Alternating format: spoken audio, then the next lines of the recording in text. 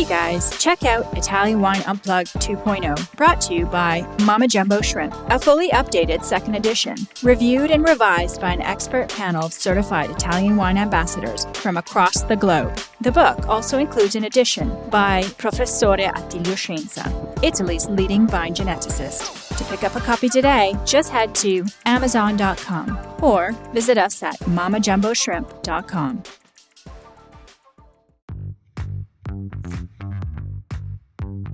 Welcome to this special Italian wine podcast broadcast. This episode is a recording off Clubhouse, the popular drop-in audio chat. This Clubhouse session was taken from the Wine Business Club and Italian Wine Club.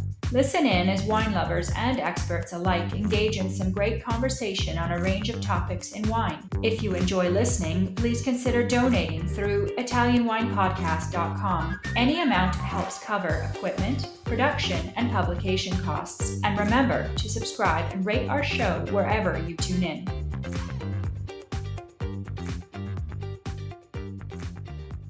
Welcome, everybody, to Clubhouse Ambassador's Corner. We are here once again. It is a Thursday afternoon, 5:30. It's a little bit earlier than we normally do it, but we changed the time just to make it easier for everyone. Tonight, we have Antonio Capaldo being interviewed by our very own Cynthia Chaplin. And Cynthia's here with me in the booth. Hi, Joy. Hi.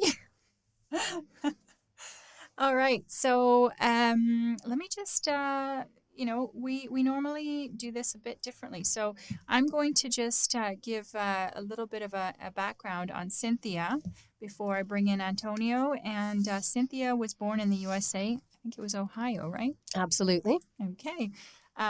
It's a bit cheating because I spend most of my time with you. So... You know more than the average person. I do, so this is going to be hard to stick to a script here. But she moved to Europe, and in 1990, she lived in Spain, Belgium, England, and, of course, Italy. I think you were in Rome.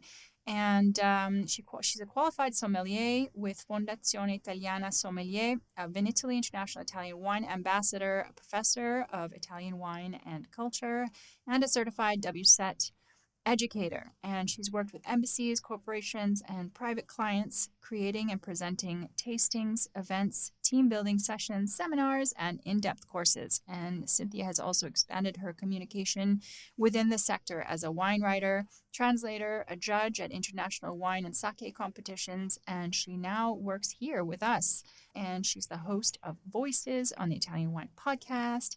And you do so many things. I'm not really sure where to begin here, but I think that covers most of it. I think you've covered it. Yeah.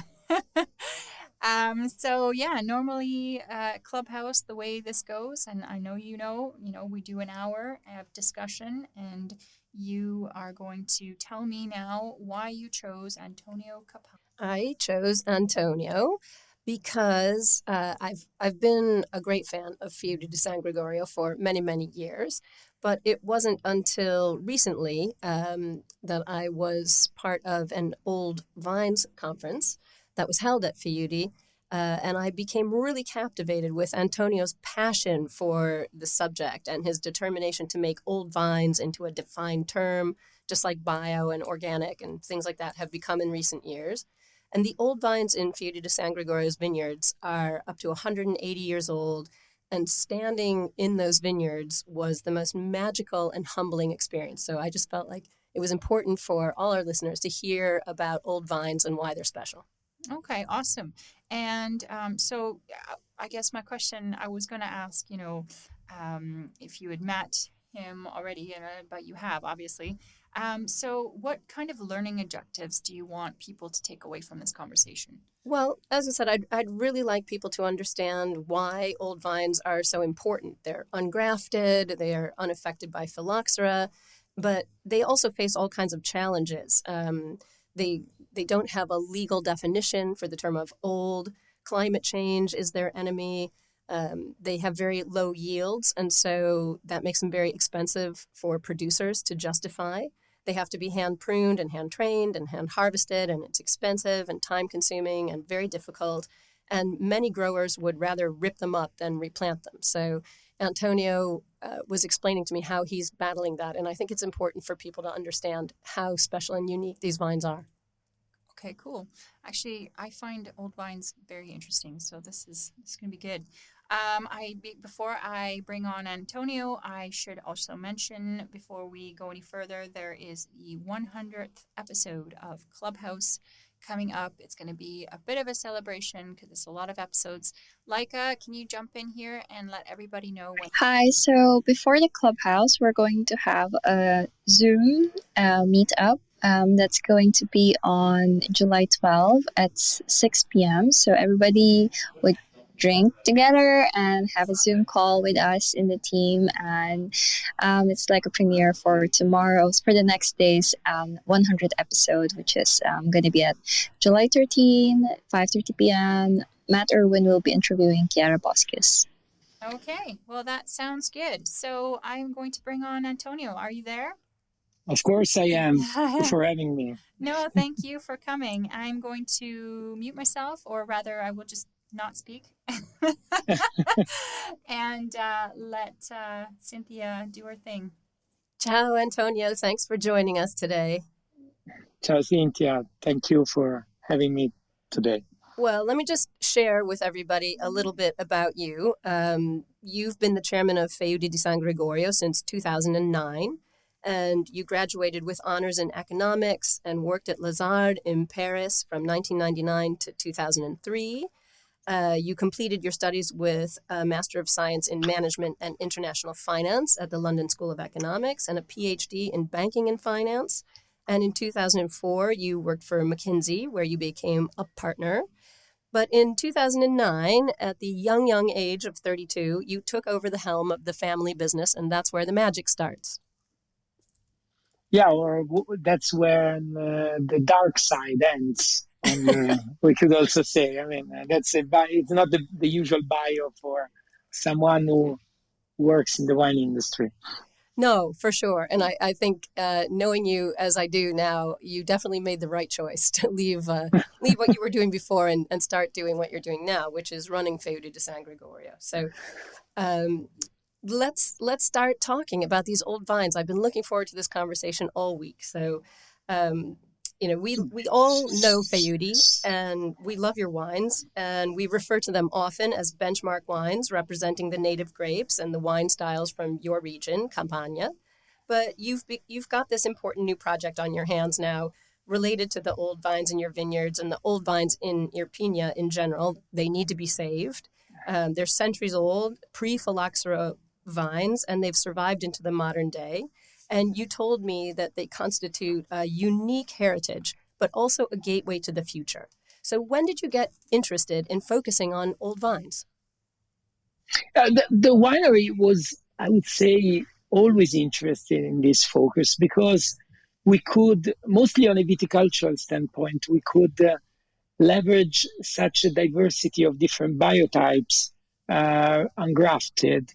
And this was something that, first of all, our agronomist, Pierpaolo Sirk, always wanted to investigate. So even before I joined, the winery started between 2003 and 2010, a study with the University of Milan and Naples, actually to analyze all the different biotypes that were selected from this, in particular from this unique vineyard that you visited with me, that is called Vigneto da Re, that is made of over 400 different Prephyllosera plants.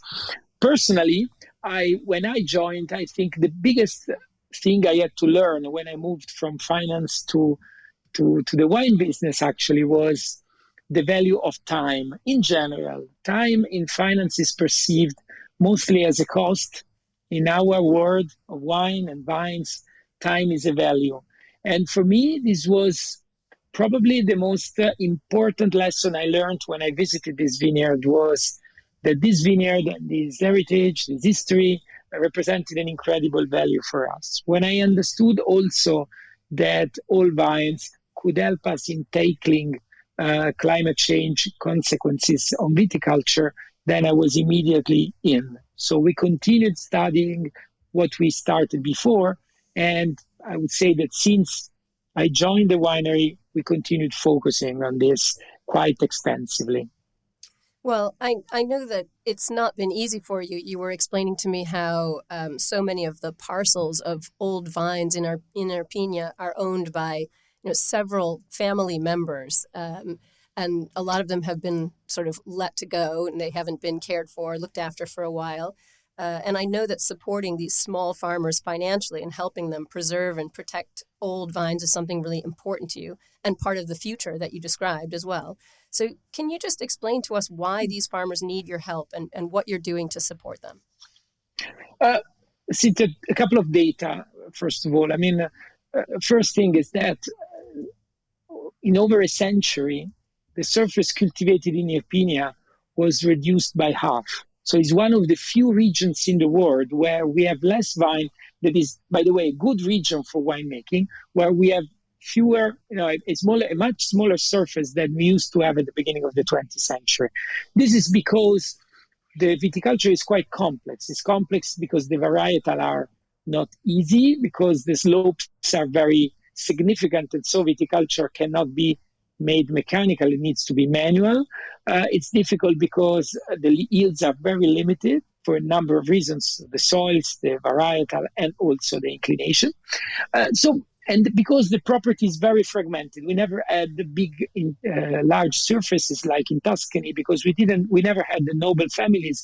But historically, our area was property of the church, and then was split in different farmers' estates. And each farmer within this small estate could grow not only the vines, but also olive trees, fruit trees, etc. So there is a structural element that supports this situation. That such a small parcel where you have different cultivations is more and more complicated to be kept in an economic and sustainable way. So when we arrived in 2009 with Pierpaolo, we decided to launch a program for these farmers, because actually the other thing that is important to know is that they take care of their parcels much better than what we could do as owner. So in these 15 years, we had to purchase some of their lands because the kids didn't want to do the same job. But we tried as much as possible to keep them there, because they knew their estate by heart. They knew exactly vine by vine what they needed to do. So what we did concretely was to make to keep rental contracts, but to give them total protection against climate situation. So basically, they are paid whatever happens to the production. Secondly, we support them financially to all the possible investment that they may need to keep the estate. And third, we give them a warranty that if they want to sell, they're going to sell to a predetermined price. But we want to keep them as long as possible. So that's basically the program that then we completed in 2016, where all the new contracts came in place.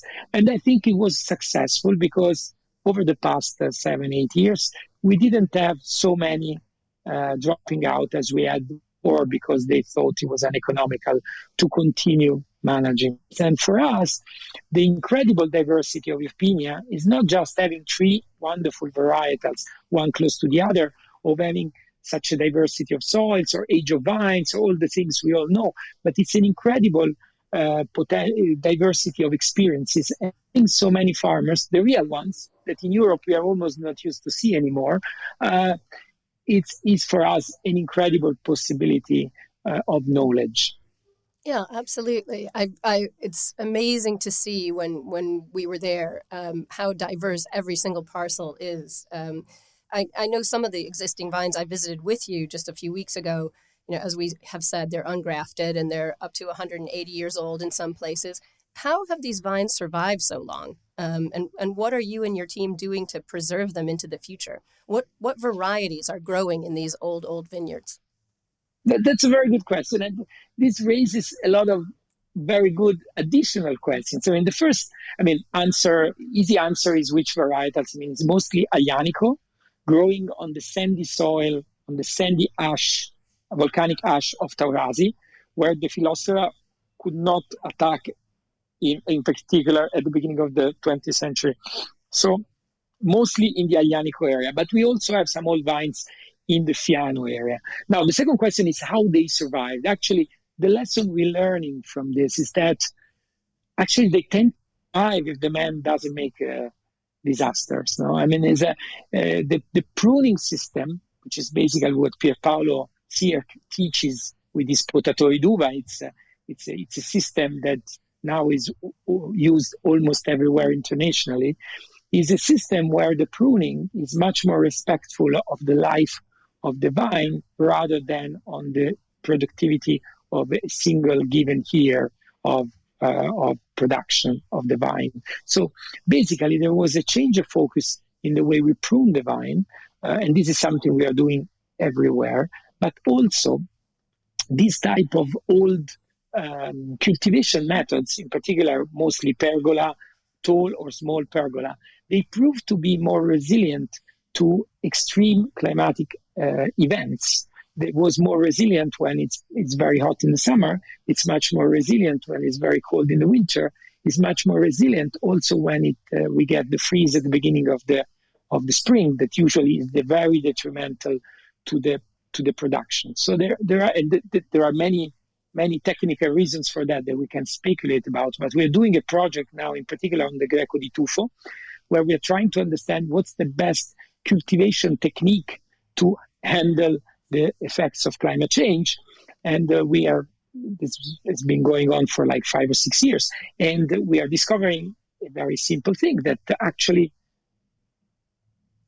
the most effective ways of handling this is using the old techniques, pergola or tenecchia, because the grape is more protected, in particular to the exposure of the sun. And I still remember a farmer that told me, when we presented this work, he told me, Antonio, we could have told you this for free without having to do a 5 years study with the university. So there is a lot, most of the things that explain the way these vines survived has to do with the experience of the men that worked on them and protecting them rather than just trying to maximize the productivity.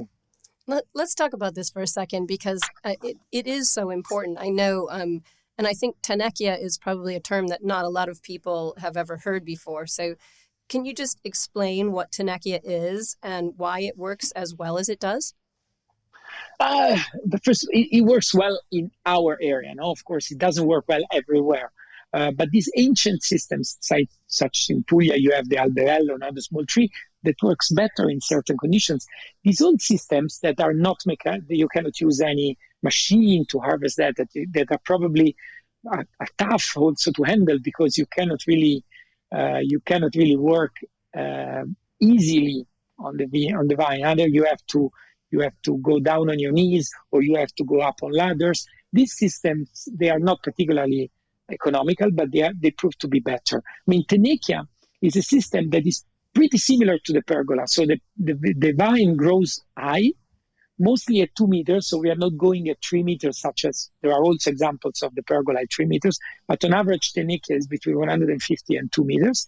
And then the vine spreads in different directions. It can create a ray, so going in 5 different or 6 different directions. And then you have similar to a labyrinth. You know, the vineyard at the end, when you walk in this, you almost have the perception of being in the middle of a labyrinth. Or it can go just on the 4 direction, north, south, east, west. And then it creates a nice square where you have vines all around.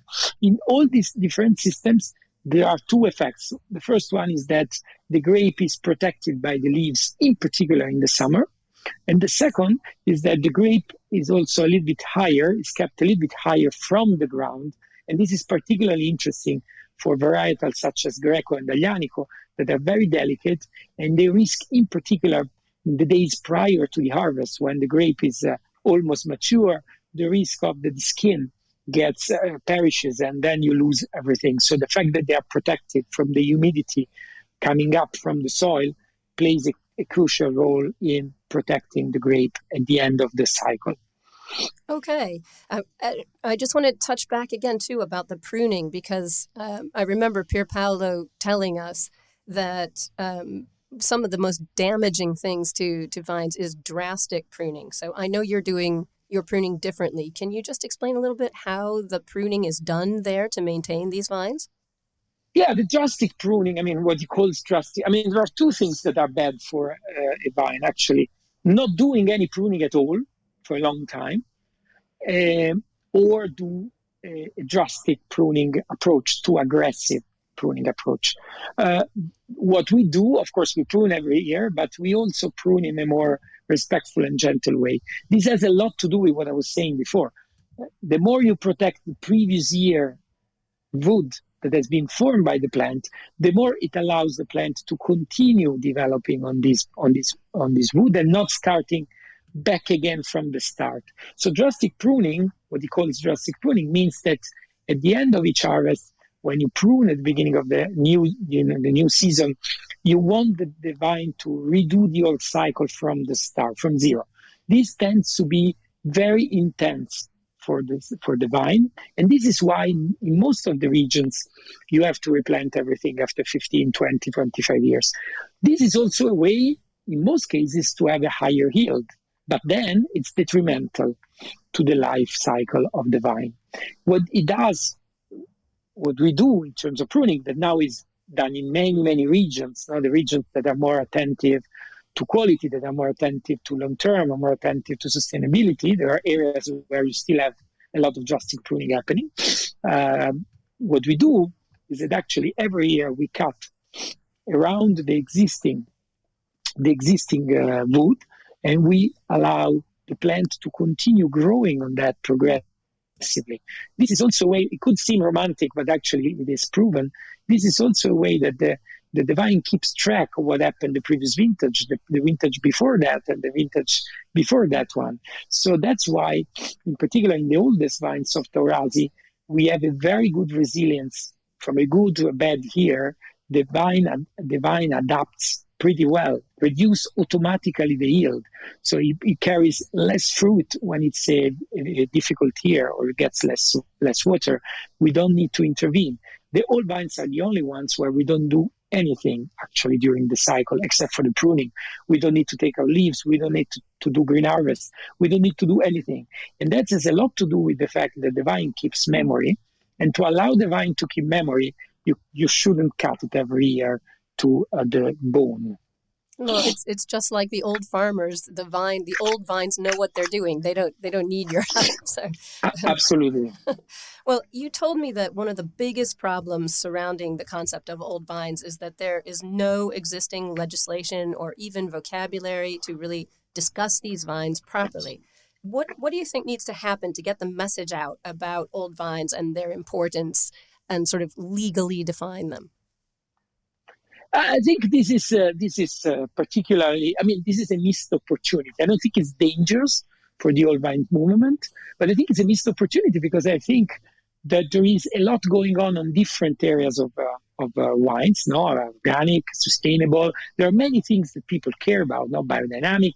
And I think the old vine viticulture is extremely interesting. It could be extremely appealing in terms of storytelling to the consumer because it puts together quality, long-term sustainability, and an adherence to the roots that is pretty relevant, and also is a distinguishing factor between the areas that are originally suitable for making great wines and the areas that are more newcomer, they are more playing a forced role in the winemaking arena. So I think there is a missed opportunity if we don't do something about it. I know it's very complicated. The thing we were discussing together is that there are no standards, and it's not easy to set a standard because you have two extremes. One is that you go for really the old vines. So you go over a century, you go to the vines that are before the Phylloxera because they keep an heritage that is actually before the fact that everything was replanted with an American food, so they are grafted vines. So you go with a definition that is very specific. Then the other extreme is that you pay a tribute to every wine viticulture that doesn't replace its vines after 30 years. So you say over 30 years, it's already an old vine because you're doing something to protect them rather than tear them down after a normal cycle of life for a vine. And within these two extremes, we need to do something to communicate this properly. And today, if you have a broad definition, so everything above 30 years is old vine, I think you risk of doing something a bit confusing, like everybody can call himself an old viticulture, and maybe the definition is not particularly distinctive also for the experts. If you go, which is where I would prefer personally, but because I'm a little bit partisan, of course, because of the area I come from, when you go for oldest vines and you go more from the pre-philosopher definitions over a century, then you need to make sure that you still consider also the merit of people that work in the vines that are much younger, in a way to make them become older. So I think there is a lot to do in terms of communication. The producers are not able to together, and I say that to myself as well, because I'm producing several wines that come from old vines. We are not able to communicate this properly. We are more looking into saying, I have the oldest vines compared to the others, rather than say, okay, there is a movement, there is a lot of knowledge shared.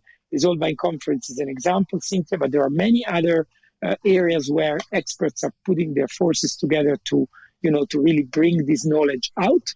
We should do this together, and we should try to regulate this to the wine connoisseur, because I'm sure that the people will be curious and eager to know and taste those wines. Absolutely. I think there's a huge audience for old vines and the wines that they make. They're so unique and they're so interesting. And I know you're working with Professor Scienza and University of Milan to use the genetic material that are generated from your old vines to grow new vines that will carry the same DNA and the same characteristics when you replant. So can you just explain how that's working and the results you've had with your new vines that you have grown from the genetic material from the old vines? Yeah, I mean, results, I have some to share, but there is, of course, it's in viticulture, everything needs more time. Italian Wine Podcast, brought to you by Mama Jumbo Shrimp. First of all, let's I tell you what we did. And this, as I told you, started already in 2003. They did an individual analysis of each of these old biotypes. And then we could select, by planting them in new vineyards, we could select 5 or 6 of them that proved to be more qualitative, because we also worked with Professor Moyo from the University of Naples, doing examples of analysis of the grapes that were produced by each biotypes in 5-6 year different vintages. So to have an average that could make sense.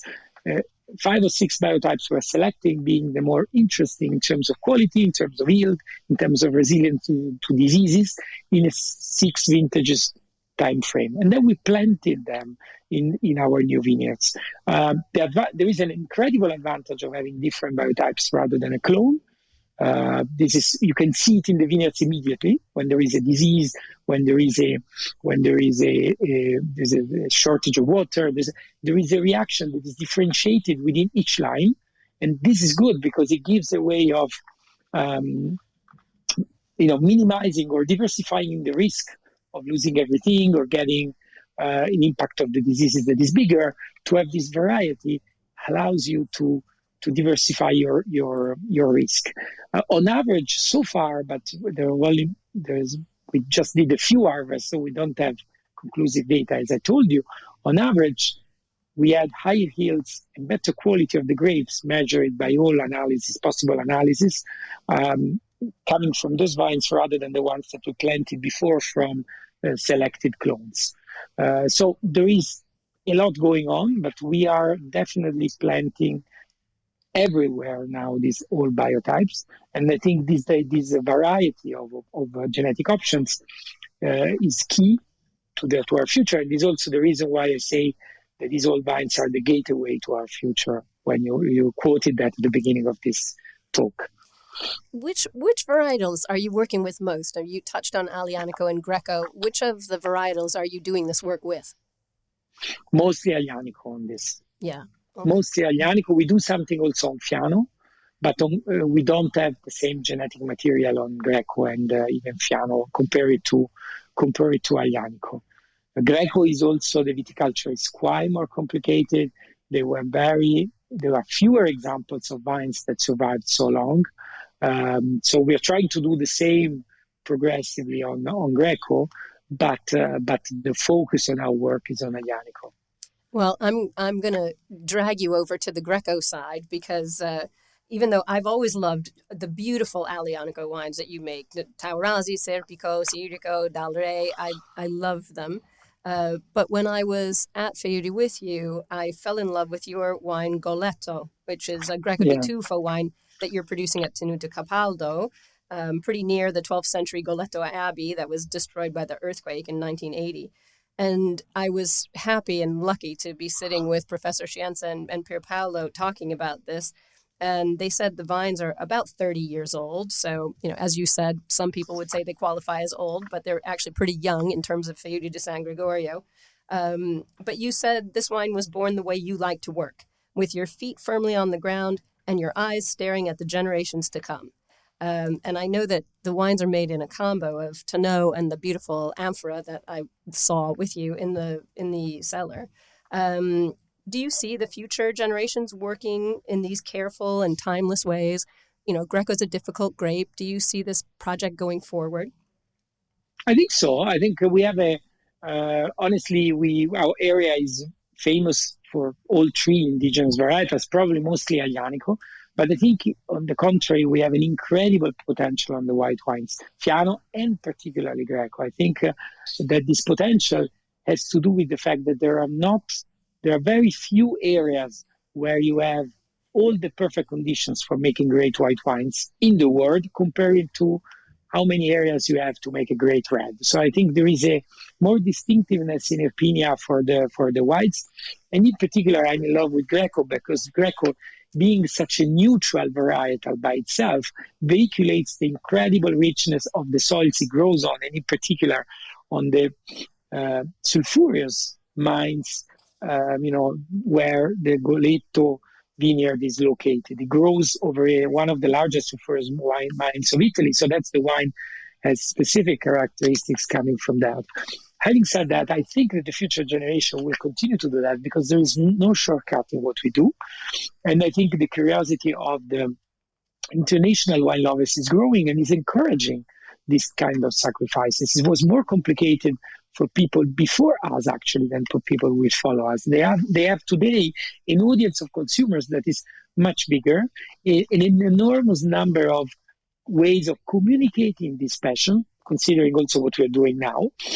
So there are potential to talk to everybody in the world and make every experience known worldwide. So I think there are many opportunities to give value to such a sacrifice. So I'm very confident that future generations will be as patient and as timeless, as you said, as oriented to long term than the previous generation were.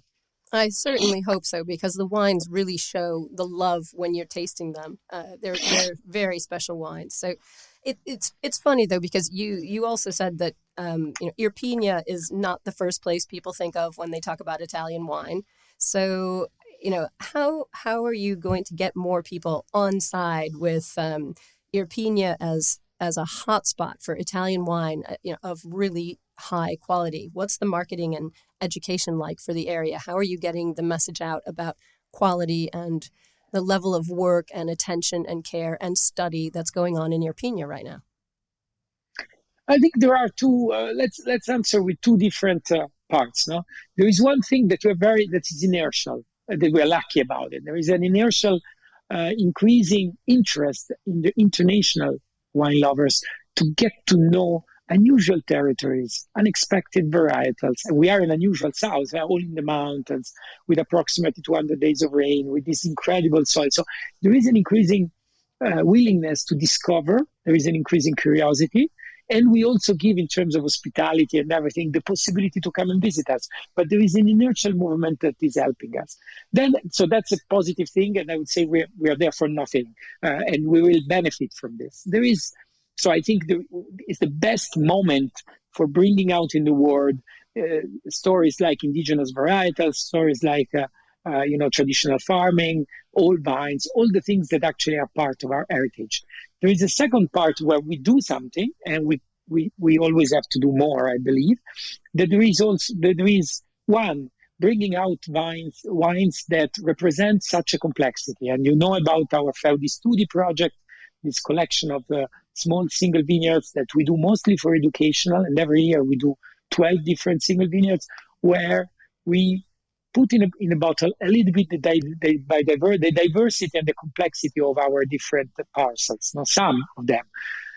Maybe the large consumer is not ready to drink 4 different Grecos from the same producer, but the people that are really into wine, they're ready to drink it and talk about it. So also what we are doing is bringing out wines mostly for educational reasons, but they actually represent the complexity and diversity. Once again, no shortcut. The second thing we can do is that we need to work to create knowledge about it. So we work to create, we're going to be ready probably in a couple of months. We worked on creating an encyclopedia about Irpinia, where every town of every appellation is described in terms of soils, in terms of inclination, in terms of the most interesting vineyards there. And it's not just done for Feudi di San Gregorio wines, but all the wines of the area. And that's going to be available in 2 months. We have been working on that for 5 years with local journalists. It was a massive effort that is connected with the Feudi Studi project. Third is the classic things. Now traveling around the world with the bottles, and also being ready to welcome with the top-notch hospitality. This is something we invested heavily on, because I think that even if you are in an unexpected place, even if you are in a rural area, you want to have the people visiting this and experiencing and having a wonderful time in seeing the winery, visiting the vineyards, taste the wine. So also this is something we are working strongly, and we will continue working on the next years. That sounds fantastic. And having been there and seen what you've created for hospitality, I can definitely recommend that everyone should go and take a look and spend some time with you. It's absolutely beautiful and stunning, and really a showcase for the wines and the vines and the grapes and everything that you're accomplishing in Irpinia. And I know that you've also got a cornerstone of what you do at Feudi is the belief that a bottle of wine and a work of art share the same creative process. How is that affecting the wines you're creating? You do a lot with different art and different artists. What's going on with those projects? I mean, I think there is a common trade union that is for many winemakers, but there is a common trade union between art, wine, design, that is beauty, research of beauty, research of long-lasting beauty.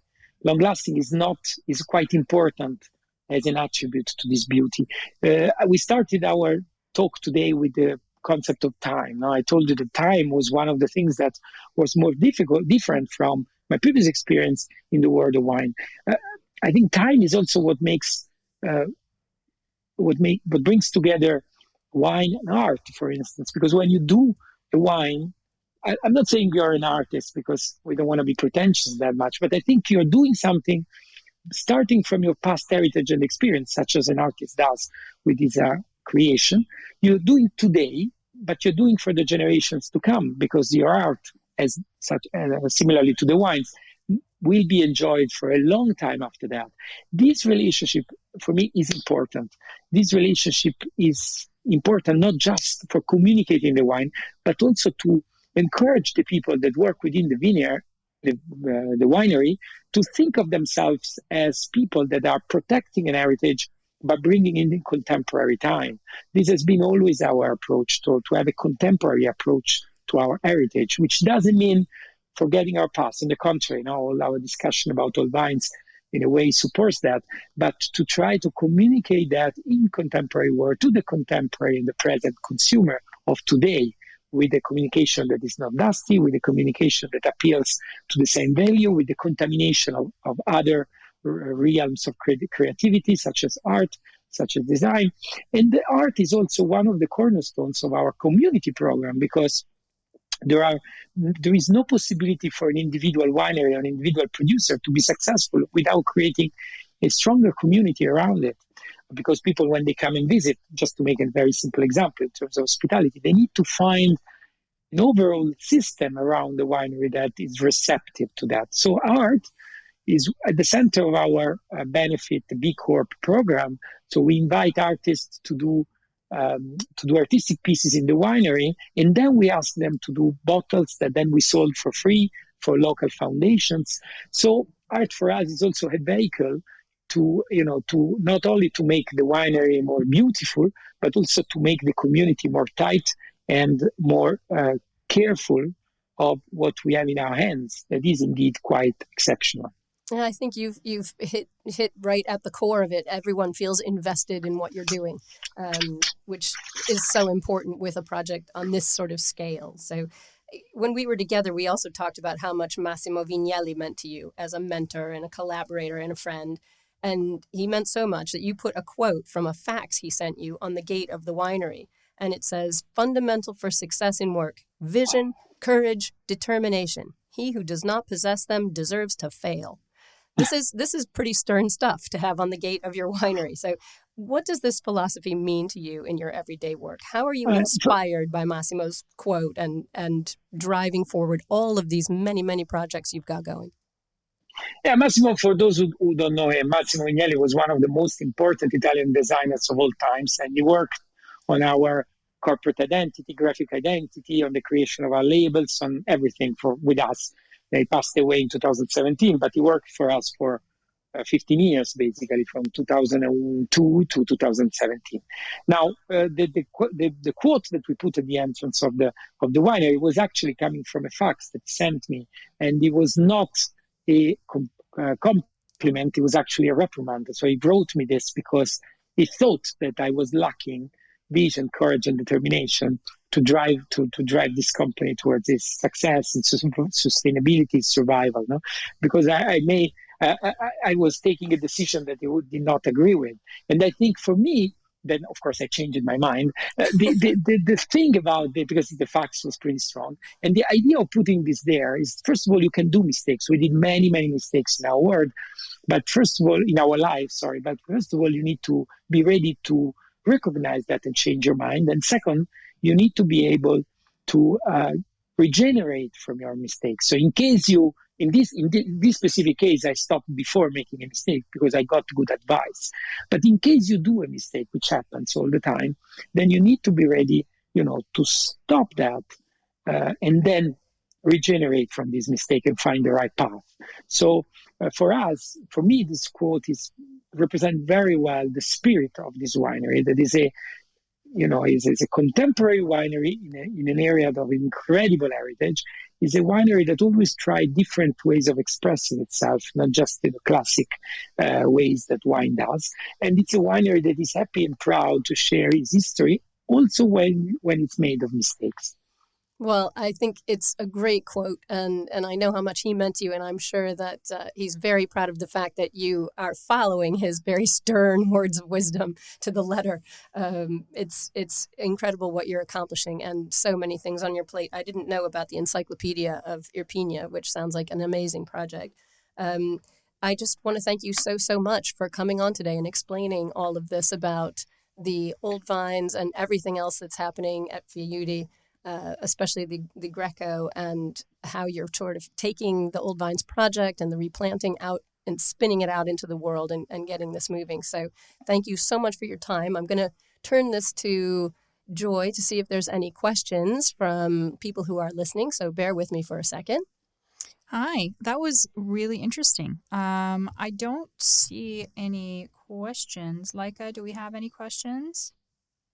Yes, I see a question from Paul Bologna. So he's asking, what age of a vine, in your opinion, would constitute old vines? Oh, and he said, answer, thank you. It would be nice if every region tracked its oldest vine. So that's what he said in the chat. Yes, we answered to that. Is there a project where all the regions of Italy might be looking into old vines in each place? Do you know? No, there is none at the moment. Well, that's something but there should be. Angelo Secolo, our Italian wine ambassador, also said, excellent interview. So, yeah, he's Okay, very sorry, impressed. my bad, everybody. I think I only have one question to ask, because I know that there's also old vine projects in Chile and in Australia.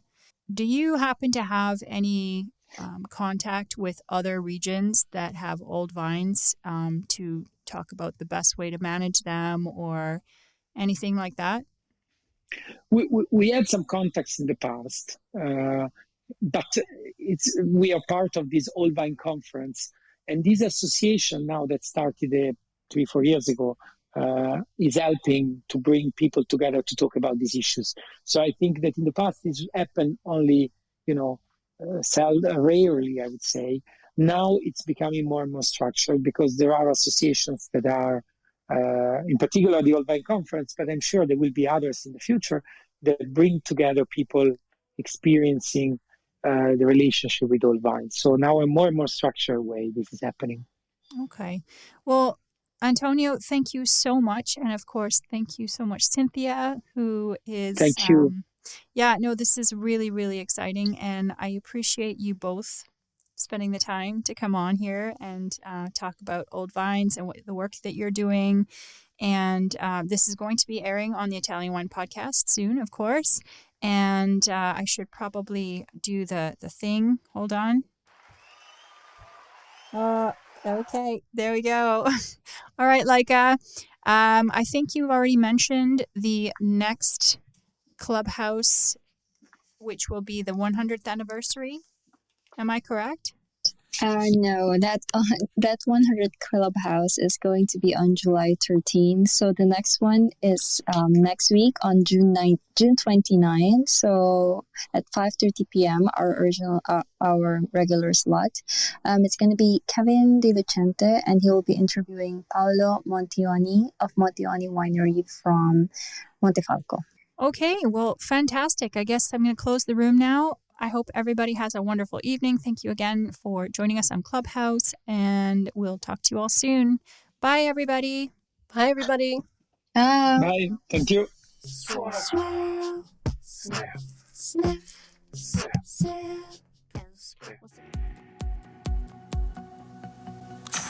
Listen to the Italian Wine Podcast wherever you get your podcasts. We're on SoundCloud, Apple Podcasts, Spotify, Himalaya FM, and more. Don't forget to subscribe and rate the show. If you enjoy listening, please consider donating through ItalianWinePodcast.com. Any amount helps cover equipment, production, and publication costs. Until next time, cin cin.